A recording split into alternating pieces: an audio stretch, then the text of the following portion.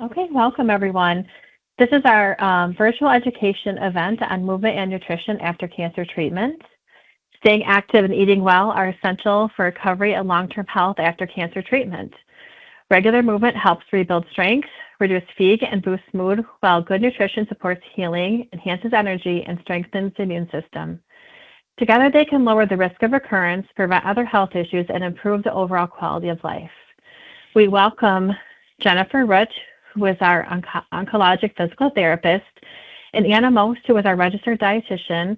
They're going to talk about practical tips and expert advice on how to take charge of your wellness after cancer. So we are going to start with Jennifer first. Go ahead, Jennifer. Okay. Thanks so much, Sarah. Can you hear me okay? I can. All right. Well, I welcome you this afternoon, and so glad you're all here. And I just wonder, what if you heard the following on the evening news? Just ahead, a medical breakthrough that significantly reduces cancer-related fatigue, helps with anxiety and depression, improves sleep, function, and bone health, all with no side effects. If this were true of some kind of a vitamin or a pill, wouldn't you be eager to try it? Well, it is true, but it's not some kind of a vitamin or a pill or really any kind of medication. It's the dreaded E word, exercise. And I can't seem to get my screen to, there we go. There we go, exercise. And that's what a lot of people think of when they think of the term exercise, right? This little fellow on the treadmill. We know that the term exercise is a turnoff to many people. In fact, even just choosing the title for this talk, we chose the word movement because it's a little softer. It's a little more appealing and less frightening to many people.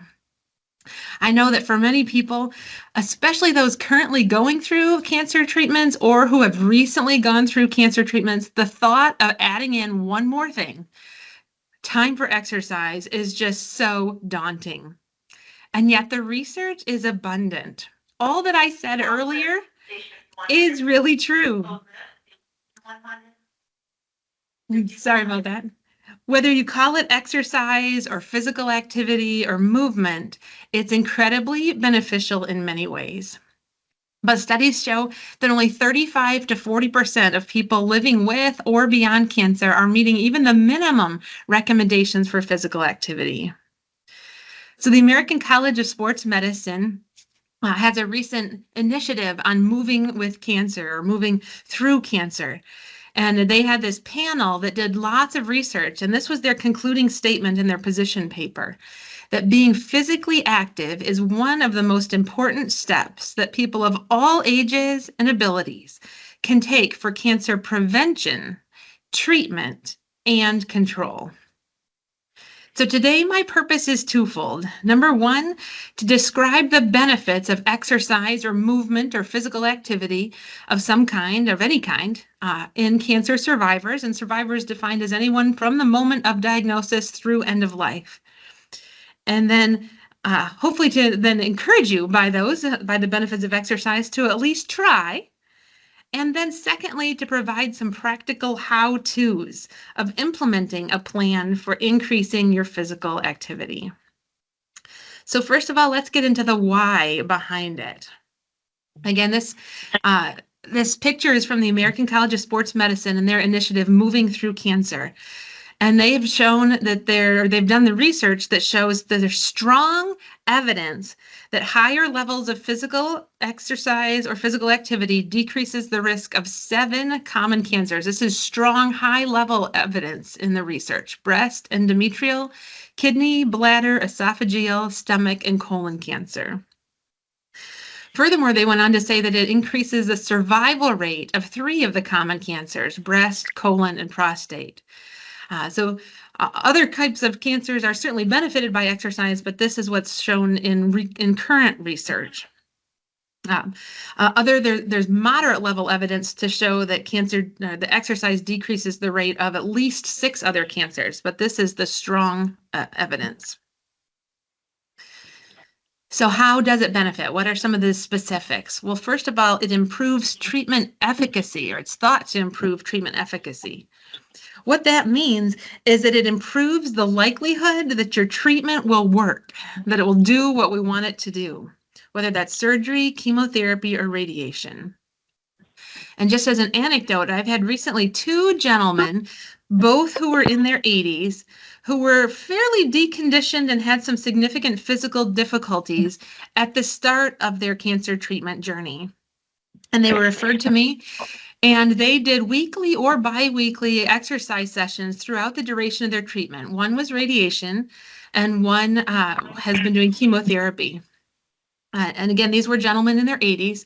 And they did so well. They were able to complete their course of treatment as planned without any kind of delays or breaks. And in that time frame, they not only didn't get weaker, but they showed strength gains in many objective signs. And they reported that they felt good. And they thought that the exercise helped them to get through their cancer treatments and be able to tolerate the treatments better than they thought they could. Secondly, research shows that staying physically active during the cancer treatments statistically reduces your risk of hospitalizations, or the number of hospitalizations and the length of stay if you are hospitalized. And it also decreases the risk and the severity of side effects associated with the various kinds of cancer treatments. Cancer-related fatigue is the most commonly reported side effect of all different cancer types and of all different cancer treatment types, whether it's radiation or chemo or surgeries or some of the other medications. Almost everybody reports some level of cancer-related fatigue. And it might seem really counterintuitive to say exercise should help, right? If you're fatigued, you should rest. You should take a nap. You should take it easy. Well, that's not what research shows. Research shows that exercise or being physically active does actually help reduce that fatigue that you feel. It improves the blood flow and the oxygen in the blood flow, and it actually gives you more energy. And I've read it in the research, but I've also seen it to be true in my patients. Secondly, it has been shown to reduce the risk or severity of nausea associated with, particularly with chemotherapy, neuropathy symptoms, and lymphedema symptoms. So all of these are potential side effects of various types of cancer and cancer treatments, and exercise can help. Other things that it can do to help is improve what's called in research health-related quality of life. That sounds kind of a researchy term, but it just means that you're able to do the things you want to do that your physical health would stop you from doing, those things that are important to you. Helps to maintain your mobility and independence, reducing your risk of falls, and prevents muscle loss and builds strength. And we know that a lot of the medications can cause muscle atrophy, and exercise during the course and after the course of cancer treatments can help prevent that and keep you stronger. This also seems maybe like it's not in the same ballpark, but it does in fact reduce anxiety and depression, and improves your sleep as well. Then in the bigger picture, I know that just like in the regular population, it's equally so, maybe perhaps even more so in the post-cancer population, that regular exercise or physical activity can prevent further problems down the road. Osteoporosis is a big one. That's the weakening of your bone or decreased bone mass, bone density. And certain medications, some of the chemotherapy drugs or some of the other treatments can increase your risk of osteoporosis. And so by doing some weight-bearing, strengthening exercises, you can reduce that risk. Similarly, cardiovascular issues. We know, pretty much everybody knows, right? It's a good idea for your heart and lungs to exercise. But again, after cancer treatments, whether it's certain kinds of chemotherapy or radiation to the chest wall area, can lead to cardiovascular issues down the road. And so exercise can help with that. Can reduce your risk of diabetes and helps to manage or prevent obesity, which is known to be a risk factor in many types of cancers. So here's a summary slide that again is from the American College of Sports Medicine in their Moving Through Cancer initiative. And I thought this showed it really nicely. So on the top are 8 different types of symptoms or side effects from cancer: fatigue, that health-related quality of life, physical function, anxiety, depression, sleep, lymphedema, and bone health. And then it shows at the bottom whether we're talking about aerobic exercise or resistance exercise, and we'll talk more about that in a bit, how it helps to manage the symptoms. So you see aerobic exercise does 6 of the 8, and those other 2, lymphedema and bone health, are added in with the resistance exercise. So a lot of good benefits. Well, how? How does exercise help? We know that there's the obvious benefits that most people are pretty aware of, right? As we talked about, increasing muscle strength, improving cardiovascular strength, your heart and your lungs. But also, some of the lesser known benefits is that it can lower certain hormones that may contribute to cancer growth. One example of this is estrogen.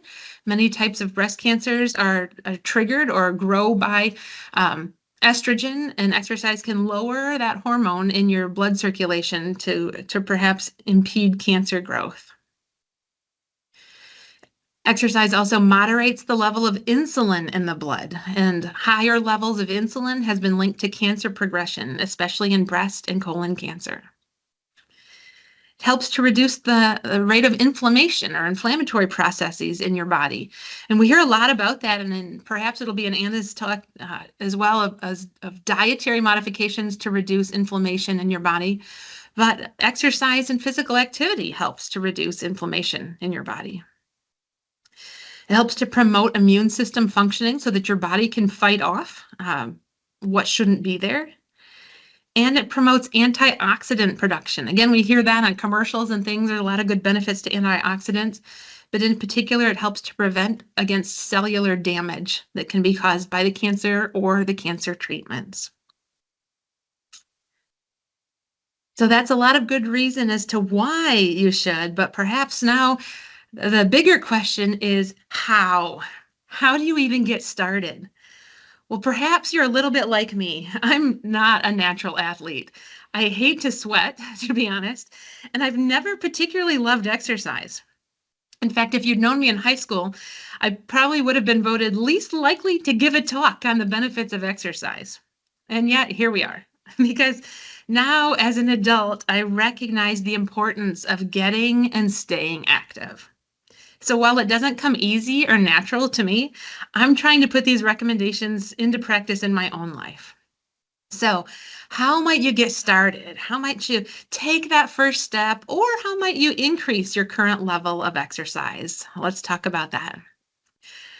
So exercise is defined as planned and purposeful movement. It includes all of these aspects: just simple functional activity, around the house, or just walking around the house, taking your dog for a walk, working out in your backyard or your garden, intentionally taking the stairs instead of an elevator when possible, parking further from the door to get more steps in, or standing up during commercial breaks to walk around the living room. Things like that can all count as functional activity, and maybe that's where you have to start.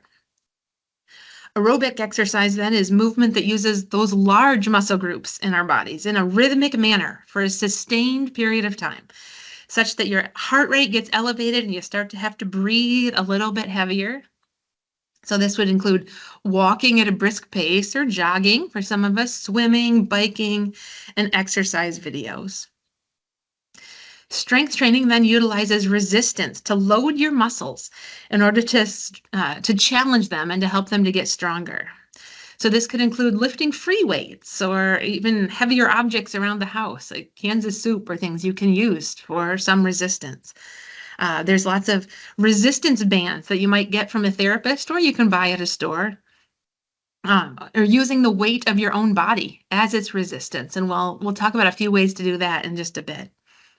And certainly there's also strength training videos out there on the internet, and I'll show you some options for that at the end. Flexibility, or also could be termed stretching, is that which increases the extensibility of a muscle and the range of motion of a joint. So just moving your body to its end range capabilities. Yoga or Tai Chi are good examples of activities that improve your flexibility or stretching. And then finally, balance. These are activities that improve your body's ability to stay upright, to prevent falls, to be able to withstand the forces that come against you, whether it's an uneven surface or jostling in the crowd. That incorporates strengthening of your core and your leg and feet musculature, as well as uptraining your vestibular system, your sense of awareness of where your body is in space and how it can right itself. So again, classes like yoga and other kinds of balance and stretching classes are really good. But even something as simple as standing on one foot while you brush your teeth or do dishes, things like that, can help improve your stability. I personally know that I don't have great balance, and I try to practice standing on one foot while I brush the top teeth and the other foot while I brush the bottom, just to build a little bit into my daily routine. So here are the recommendations. Again, this comes from the American College of Sports Medicine in cooperation with the American Cancer Society, and these are well-published recommendations. The goal would be to get to 150 minutes per week of moderate exercise. Maybe it's easier to think of that as 30 minutes per day, 5 days a week, or 20 minutes per day every day with a little extra.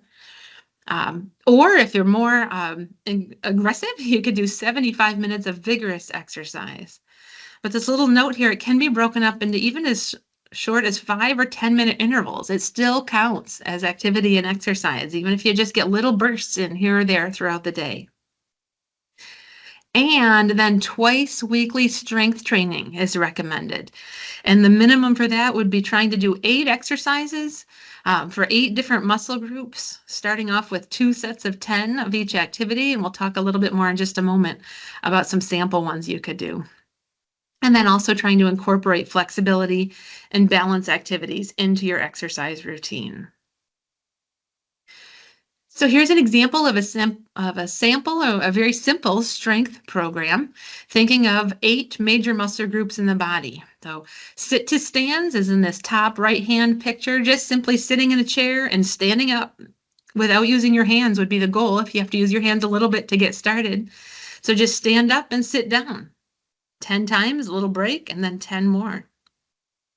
The second one here is calf raises. So standing up, you may need to have a chair or a counter in front of you and just raising up on your tiptoes to work your calf muscles. The third one is lunges, which is stepping to the side and pushing your body weight off to that bent leg off to the side. If that's too much, you could simply step to one side and then the other, or side kick. Just lift one leg up in the air and move it to the side and back in. That's working the sides of your hip muscles. And then the fourth one down here at the bottom, glute squeezes. Your glutes are just your butt muscles. Just squeezing those muscles and engaging your pelvic floor and your abs with it. The picture shows doing it laying down, but you can certainly just do it in a regular chair if it's too difficult to get down on your back like that on the floor or on the bed. So that's a simple routine for 4 of the lower body. And here's 4 more for the upper body. So doing some modified push-ups on the counter or on the wall, whatever seems to be a better height for you, just pushing your body weight through your arms. This is really important for osteoporosis. If you've been diagnosed with osteoporosis in your wrists, you want to try to push through the upper body and get your body weight through there to stimulate bone growth in that area. The next one is bicep curls, so simply bending your elbows. That's a pretty classic exercise that we see in a lot of TV shows and movies and things, but you can use something as simple as cans of soup in your hands to start a weight training with your biceps. Similarly, overhead press in the picture on the bottom left, or you're just pushing those same weights up and overhead, starting at your shoulders and pushing them up overhead. And then finally, a row. You could do this with your weights, just bringing your arms back behind you, or this shows using a resistance band, so working your upper back and back of your shoulders. So again, this is just very simple, basic program. There's many, many options out there, but the idea is to target 8 major muscle groups and do 2 sets of 10 of each one of them as a starting point. And then so finally, just a few tips here from a non-athlete like myself of how to get started. Well, simply start where you are. Don't think you have to do 150 minutes of cycling and go to a gym and do a full body workout twice a week if you really haven't done anything. Start where you are and progress towards the recommended guidelines. Even just a little bit of physical activity is better than none.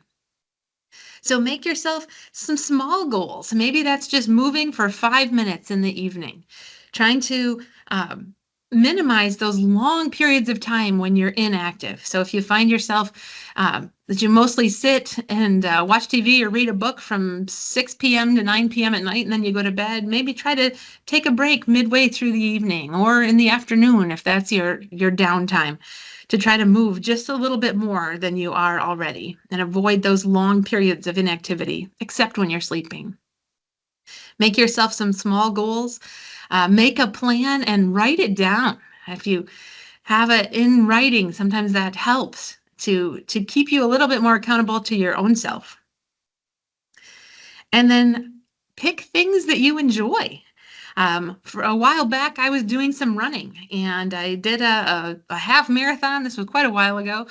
And I realized, I actually don't like this. I don't really like running. And so I haven't really run since, but I do like walking and I like yoga and I like other things. So find things you do like because there's so many options out there. And maybe to start with, it's just simply chair exercises. There's so many options on YouTube and on the internet of things where you could find some chair routines that you could do. Find a buddy. It's so much more fun to do things like this with someone. And maybe that person isn't even someone with you, but that you could be on the phone with. I have a friend who exercises with another friend routinely, and in the summer they get together, but in the winter they just call each other and they talk on the phone while they walk. Or perhaps it's not someone who will do the exercises with you, but an accountability partner, somebody that you can just share your goals with, and they could ask you how you're doing day to day or from time to time. And then finally, know when to get help. So if you have a goal and you want to get moving and become more active, but you're just not sure how to do that, or you just don't feel like you have the resources, or you don't feel safe doing that at home, you don't want to try doing some balance activities on your own, then that might be time to ask your provider for a referral for a rehabilitation professional, someone like myself, a physical therapist, or an occupational therapist, one of our team members, to get you some help, to maybe just a one-time visit or a few sessions, to teach you some of the things that you might want to try. I had one gal not too long ago that came for her first day, and she was literally in tears. She said, I know I need to exercise, but I don't know how to get started. I can't imagine going to a club or a gym, and I live in the country and I just don't feel safe walking on the roads, and I don't know what to do in my house. And so we worked together for just a few sessions and got her a good plan that she felt good about, that she could continue exercising with. And then so finally, I'll leave you with a few resources. As I talked about, the American College of Sports Medicine has some really great resources on this exerciseismedicine.org, and they have a particular initiative called Moving Through Cancer. That has a lot of good stuff on there. Similarly, the American College of Lifestyle Medicine has a toolkit for cancer risk reduction and survivorship with a lot of really good information there. And the American Physical Therapy Association has an Academy of Oncology, and they have some resources on there for consumers as well. And then finally, I just wanted to take a moment to show you that we put together a series of 3 exercise videos, and they were targeted for breast cancer videos. They came out last fall, but they are certainly good for any type of cancer diagnosis. And I think if I click on it, hopefully I can bring it up.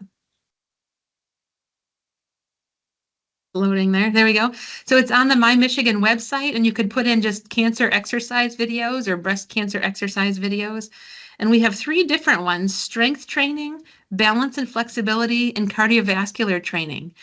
And all of them are about 20 minutes or so in length, and they have 3 different fitness levels. So there'll be kind of a middle range one, and then a person who's doing them in a chair, and then a person who's extending or doing something a little bit more aggressive.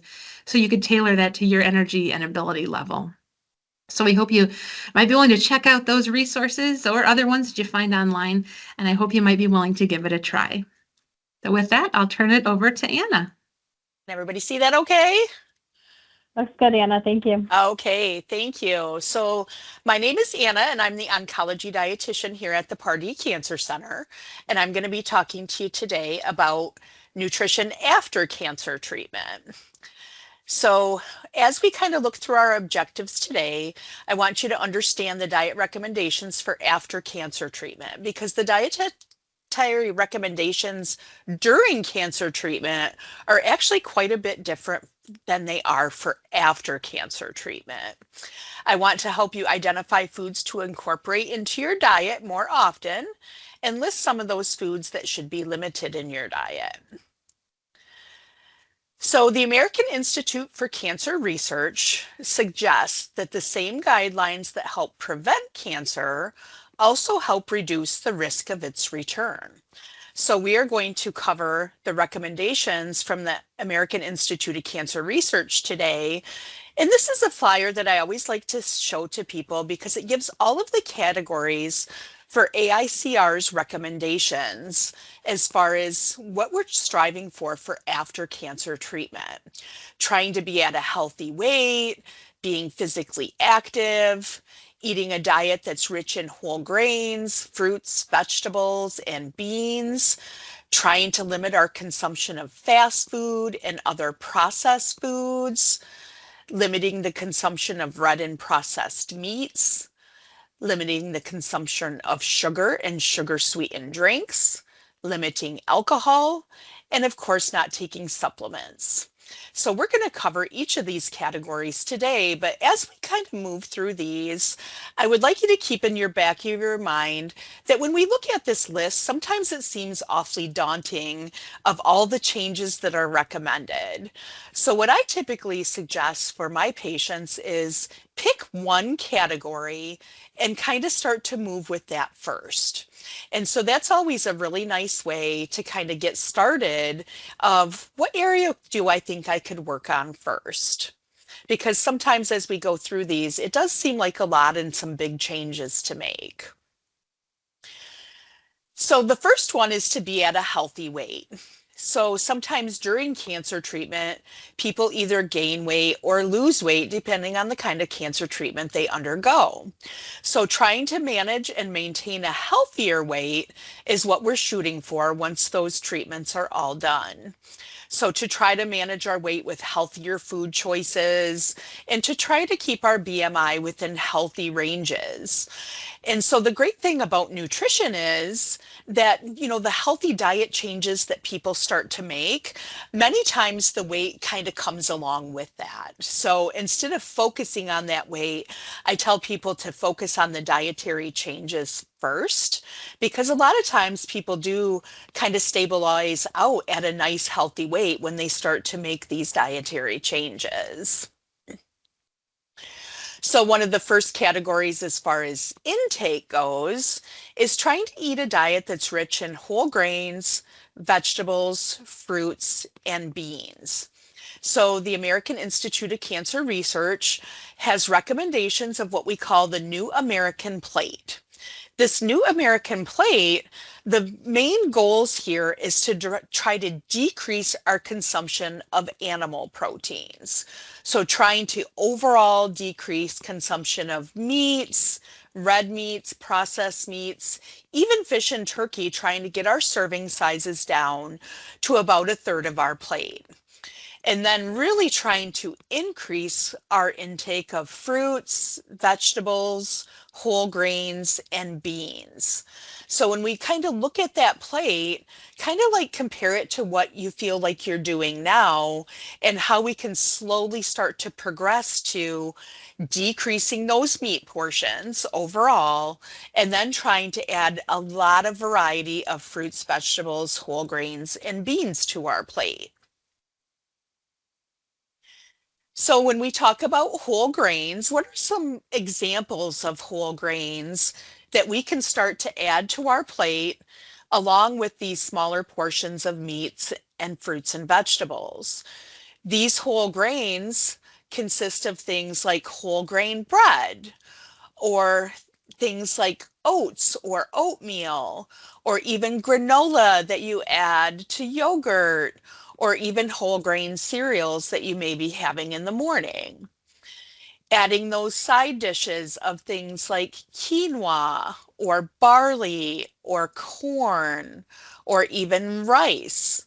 There's a lot of different varieties of rice on the market. So if you've never tried things like red rice or purple rice, they're a lot of fun and they add a lot of variety to some of the whole grains that we could add to our plate. Choosing things like whole grain pastas. So if we're having side dishes, or even if a pasta is a main dish category for your meal today, adding small amounts of protein, adding vegetables to this and these whole grain pastas, these can make great one dish meals. And even popcorn. A lot of people don't realize that popcorn is a whole grain, and it's a healthy whole grain. The key many times with popcorn is what are we putting on our popcorn? So popcorn can make a great snack along with things like whole grain crackers or even granola bars.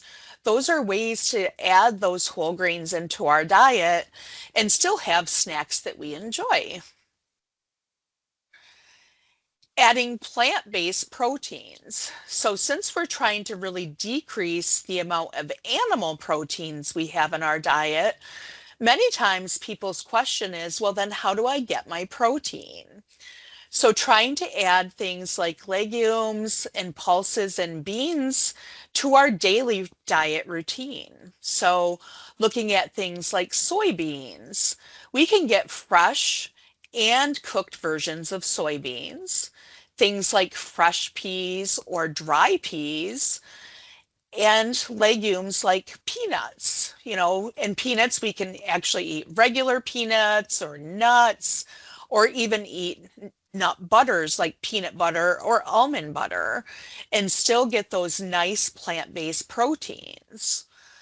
Pulses and beans, we see lots of different varieties of dry beans. I say any of those. Try to get a variety of things like black beans.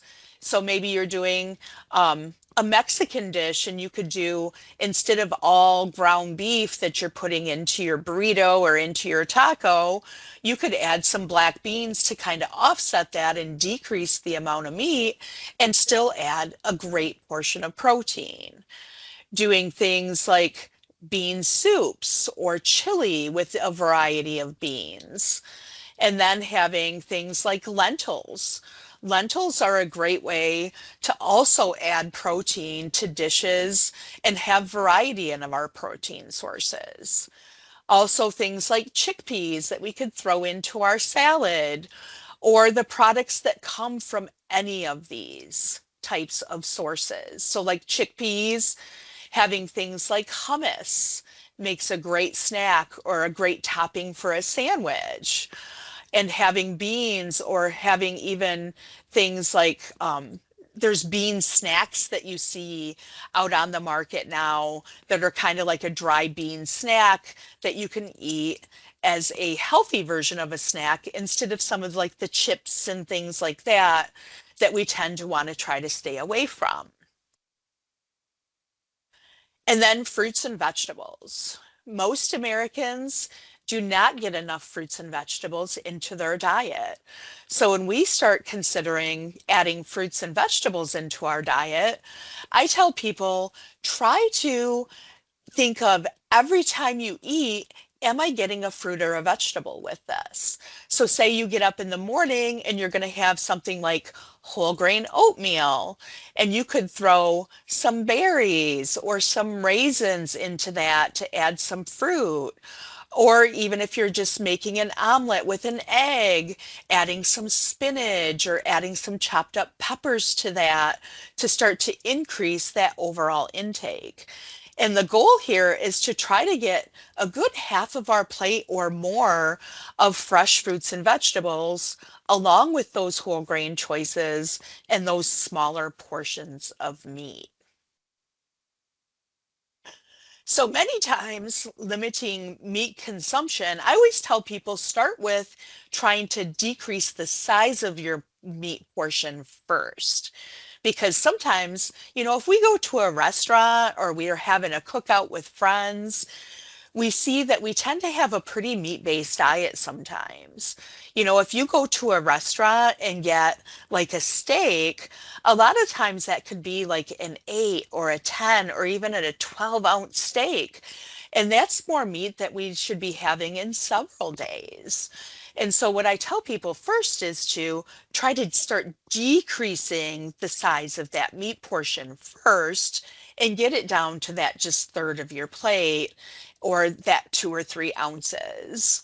And then once you kind of get used to that little smaller portion of meat, try to start choosing some of the healthier meat options.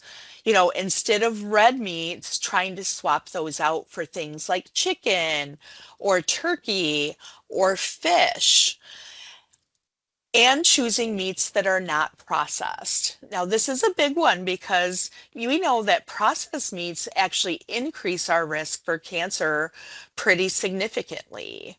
For about every 50 grams, which is about 2 ounces of processed meat, that has been shown to increase our risk of cancer. And so processed meats include things like, lunch meats, bologna, sausages, bacon, ham, all of those meats that have been processed that have added chemicals to them. So once I tell people to kind of like start shrinking the size of your meat portions and then start trying to choose those healthier, fresher meats. Or even having days where it's a no meat day.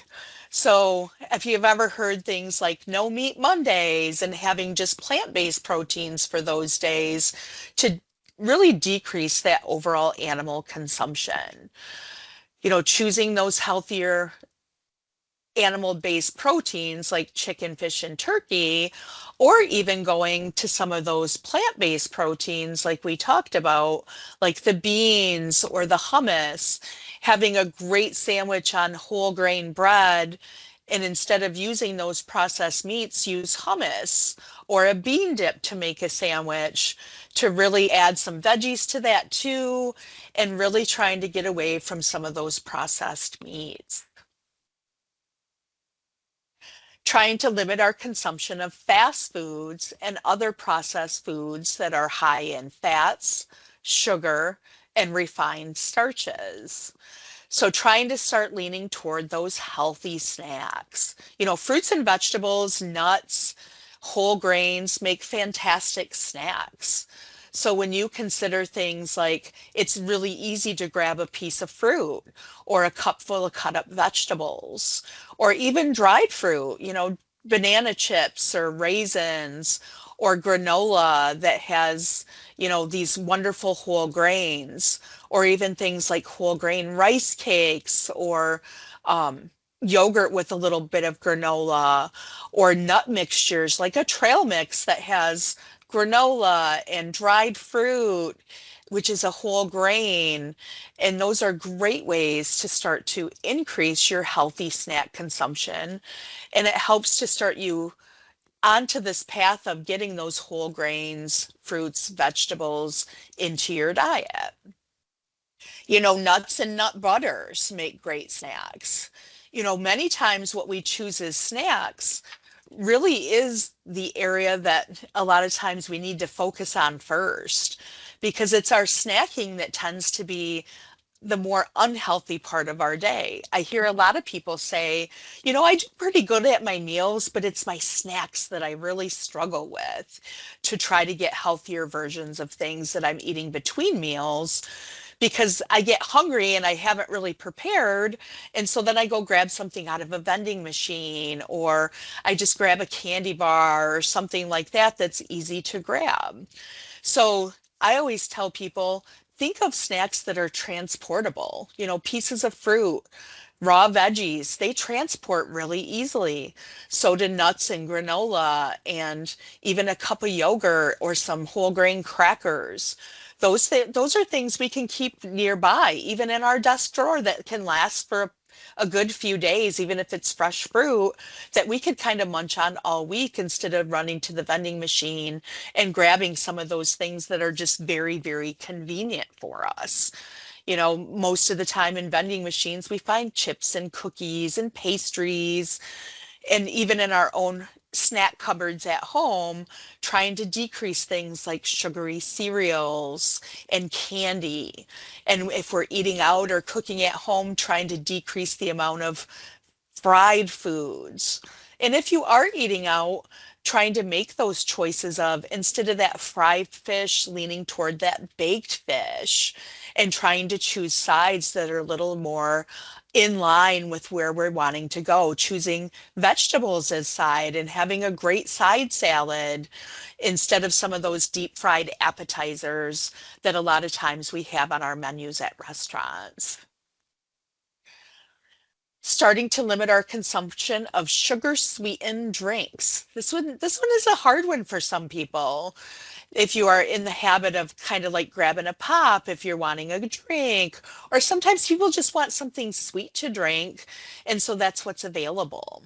So the goal is to try to wean ourselves away from some of those sugary sweetened drinks and trying to increase our water consumption. A lot of times people still want something a little sweet rather than just plain water. And that's where I say, try to do some of these infused waters. A great internet search, you could just put in recipes for infused water where they add fruits and herbs and things like that that really give a great flavor to your water. But I say also, try to just start replacing some of those sugar sweetened drinks with water. Even by doing, say you are a pop drinker and you're trying to decrease your consumption of that. I say, tell yourself every other drink I can have water. So I drink a pop, then I drink a water, then I drink a pop, then I drink a water. And then I slowly start to decrease the amount of pops. Maybe it's now I'm drinking one pop and then 2 bottles of water, and then one pop and 2 bottles of water, and slowly trying to decrease that down to as little as you can, and still, drinking enough fluid that you need for the day and trying to get more of that water. And I always say, shake up the variety a little bit, have different flavors. If you've never tried things like hint water. Hint water is an infused water that you can just buy from the store. It just is water with just a little hint of like flavor in there that's infused into that, still has no calories and no sugar. Or you can also make these recipes at home in your own kitchen. Trying to limit our consumption of alcohol. So, having alcohol and trying to limit that, ways that we can do that, especially if alcohol is a very social drink. So if you're in a group and you're being social, choosing things like sparkling water instead of the alcohol. And even if you do want to have a small drink of alcohol, I say choose a really small portion and add like soda water or a spritzer to decrease your overall intake of alcohol and kind of save that alcohol consumption for those special occasions, New Year's and weddings and things like that are great celebration occasions, and trying to eliminate some of that alcohol consumption from your daily routine. And being physically active. Jennifer gave you a lot of good recommendations for becoming physically active. And from the American Institute of Cancer Research, the recommendations are to start slowly at the level you are comfortable. Depending on where many people are in their cancer treatment journey, sometimes people come out of treatments with fatigue and tiredness, like Jennifer discussed, and sometimes they just don't know where to get started. So I always recommend cancer rehab if you feel like you need help to get started with those activities. And as you get started and start to feel more comfortable and more strong with your activities, the ultimate goal is to try to get about 30 minutes per day.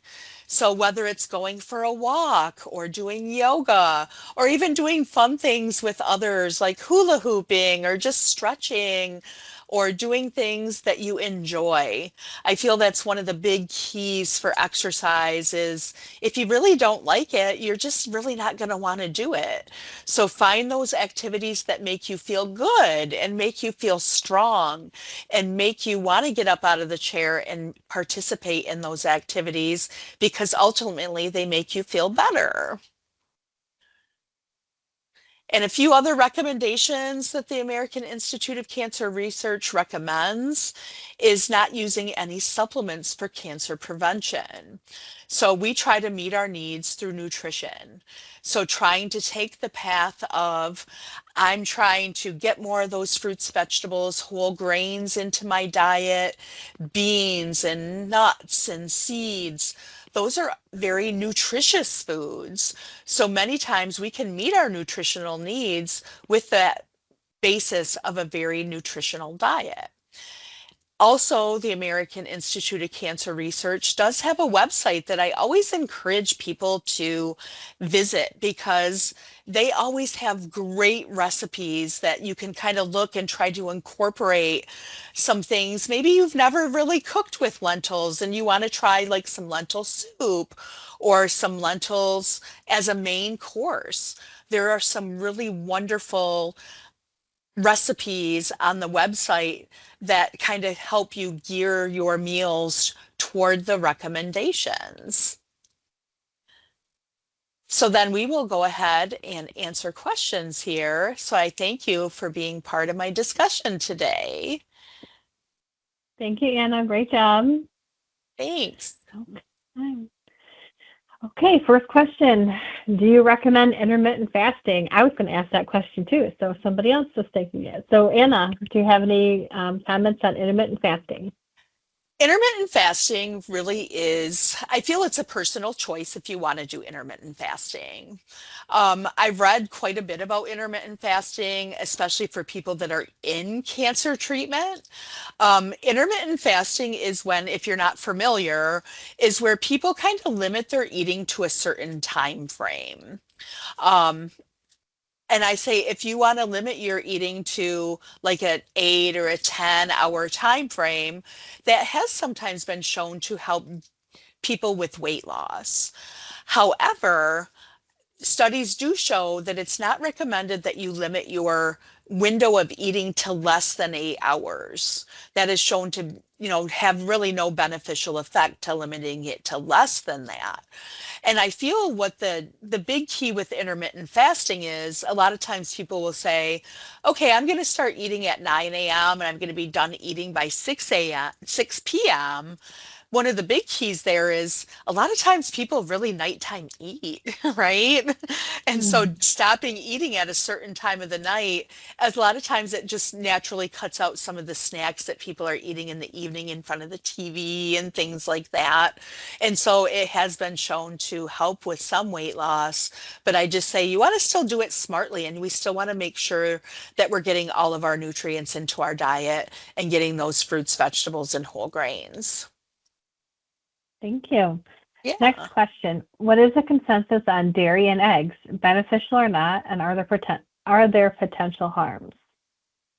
Okay, dairy and eggs, those, interestingly, even on the American Institute of Cancer Research website, it says that there's variable research on those. And so we say, I say typically the servings of dairy is 3 a day, okay? And eggs is a couple whole eggs a few times a week, those kind of things.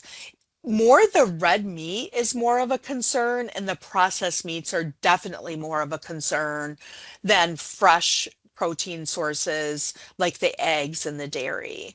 So it's mixed research. So we really don't tell people to avoid those. We just say, use within moderation and kind of stay within the general recommendations of a couple servings of low-fat dairy a day and, staying within those egg recommendations. Thank you. Next question. There have always been differences in suggestions about soy or not soy when having dealt with breast cancer. I noticed soybeans is on the eating list. Is it safe to eat soy? Soy all depends on the type of cancer you've had, okay? So many times, that is a question I always refer to the doctor for because it's very specific. For cancer prevention, soy can be a very healthy part of cancer prevention. But once you've had breast cancer, depending on if that's like an estrogen receptor type cancer, sometimes the recommendations vary. So I always tell people, find out very specifically from your doctor if that is a risk factor based on the type of cancer that you have had. Okay. Similar question, same this way for endometrial. So that would just be following up the provider, correct? Yep, correct. Okay, perfect. Next question. What are your thoughts on no sugar sparkling water or sugar substitutes? No sugar sparkling water, those are great. Like I said, like the hint water, the no sugar added, just sparkling water, those are low sugar drinks. Now, the artificial sweeteners, studies show that artificial sweeteners are safe, but many times that question gets brought up, especially with cancer survivors, of is this increasing my risk? And so I always tell people it's a very personal choice if you want to use artificial sweeteners or not. Like I said, studies show that they are safe, but some people just say, I want to stay away from them just because I don't want to have a risk factor because I've already had cancer. And I say, whatever works for you is the way that you want to go with that. Okay. Thank you. So I have a question for Jennifer. Jennifer, we always see that, you should walk 10,000 steps a day. So what are your thoughts or input for like how many steps you should walk a day? Any thoughts on that for activity? No, that's a great goal too. Certainly the pedometers and Apple Watches and things like that are great resources for that. 8 to 10,000 steps a day is a great goal. And again, like a lot of the other comments, is start where you are. If you're at 2,000 steps a day, maybe make a goal. If walking or just movement is a good reasonable goal for you to just bump it up a little bit and go to 4,000 or 5,000 or so on. But certainly, yeah, that 8 to 10,000 steps a day is a great goal for many people. Thank you. Mm-hmm. Okay. I don't see other questions in the chat. If anyone wants to unmute, you can raise your hand. We'll give you a minute or so. You can raise your hand or you can unmute and ask a question if you have one at this time. I'm just going to kind of look to see. I have one. I have one about the monk fruit, the natural substitutes. So I say those natural substitutes are a great option if you're opting to stay away from the artificial sweeteners like agave, the monk fruit, stevia. All of those are really nice ways to add some sweetness to your foods without adding either sugar or artificial sweeteners. And I think all of those are very nice choices. Thanks, Anna. Okay, Elaine, it looks like you're unmuted. Yeah. Go ahead, please. A lot of what you say is healthy options for snacks and food are carbohydrates, and I understand that carbohydrates turn into sugar. So I feel like personally I've been avoiding or trying to avoid carbs in my diet at all. What are your thoughts on that? Well, studies show that there is the myth that sugar feeds cancer, and it is a myth, actually. All carbohydrates turn into blood glucose in our body.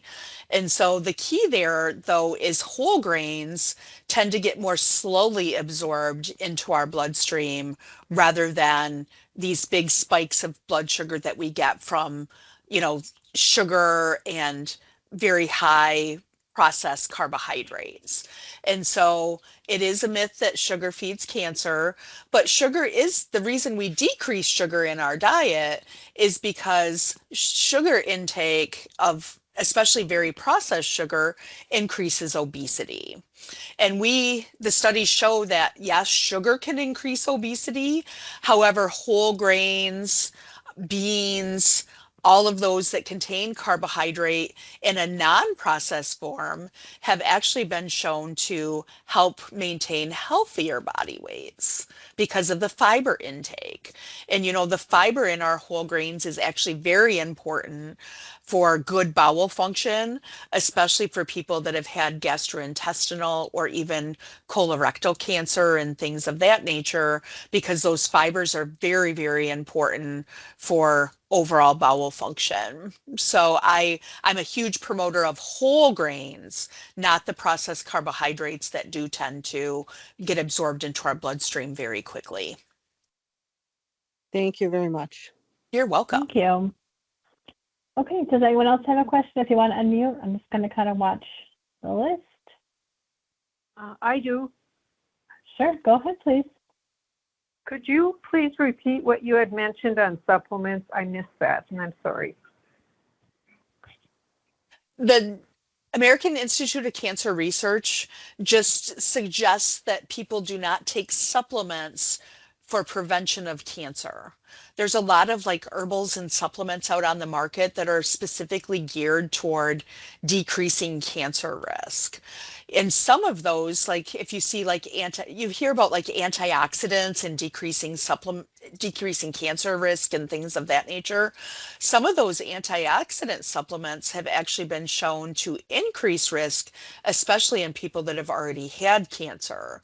So we just tell people to try to stay away from supplements in general and try to get most of your nutrients from a good, healthy diet. Of course, if say you have a vitamin D deficiency or you have a vitamin B12 deficiency, we definitely want to correct any deficiencies of vitamins and minerals that people have. But in general, we tell people to stay away from supplements because we don't really know how our body handles those artificial type supplements. And we would rather see people get those nutrients from a healthy diet. Okay, thank you very much. Thank you.